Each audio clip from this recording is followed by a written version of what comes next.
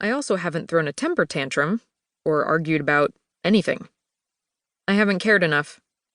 I don't even get excited when good things happen to me or anyone else. Why should I?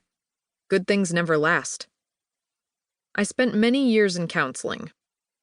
My therapist says my emotional detachment is a protective measure I use to shield myself from a trauma I'm not yet able to handle. He isn't wrong either. I choose not to feel. I like my numbness. My dad isn't so enamored of it. Last year, he asked me to give him a genuine smile for his birthday. I faked it, and he sighed. Then he said, "There's no sparkle in your eyes." All kinds of depression in his voice. For a short window of time afterward, he tried telling me jokes to earn a laugh. "Where does a sheep go for a haircut?" "To the barber shop." "How do you make a tissue dance?" "You put a little boogie in it." "What time did the man go to the dentist?" 2:30. Another failure. His depression deepened, and finally he gave up. I don't enjoy hurting him, but I'm not going to change just to please him. My life, my decision. The bell for first period rings, drawing me from my thoughts and signaling the start of a new school day. I've been seated for over 10 minutes. I'm not eager, trust me. I'm just punctual. If you aren't early, you're late. Mr. Parton takes attendance. He smiles sweetly at Mercedes Turner, teacher's pet, and glares daggers at me, teacher's nightmare. When he begins his lecture, comparing triangles, drawing tangents to circles, I hear blah, blah, blah. I've never liked sitting for long periods of time as someone who hates me explains the ins and outs of a subject I'll never actually use in the real world. Go figure. The only classes I find the least bit interesting are creative writing, art, and anatomy. For all others, I spend my time doodling different parts of the skeletal system in a notebook. Today, I've done a femur, metacarpals and phalanges, a radius, and an ulna. Things guaranteed to creep out Mr. Parton if he demands to see what has me so enraptured. A douche move on my part. I kind of suck. Maybe my friend Linda Linny Baker is right. How do you know someone has spoken to Jade?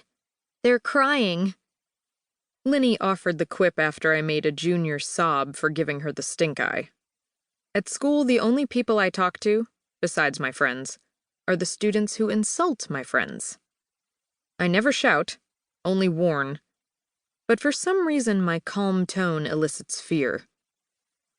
Apologize now, or I'll cut out your tongue so you're no longer able to speak such ugly words. The thing is, my warnings are not threats, but promises. One day I'll probably end up in jail. Tisk tisk, Jade, touching yourself in class? Charlie Ann Richards says, her voice soft. She's seated next to me. How scandalous.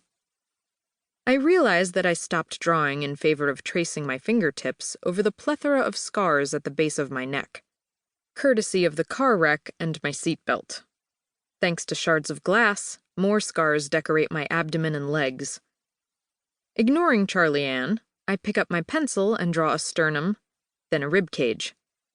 Soon I have an entire skeleton on the page, though the bones are scattered like puzzle pieces that need to fit together. As if offended by my lack of concern, Charlie Ann confiscates the paper and mutters, "You're such a freak." I run my tongue over my teeth. I choose not to feel, yes, but I do not like having my things taken from me. However, I remain mute. The moment I speak up, she'll know how to strike at me next time. She learned from a master, after all. Her mentor, Mercedes.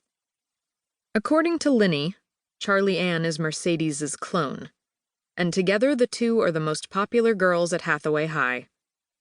I know Mercedes well. Her mom, Nadine, used to date my dad. In fact, Nadine was his first serious girlfriend after my mother died. Dad and Nadine were serious enough to shack up together. Mercedes and I became friends. In elementary school, we were never far from each other's side. Then, right before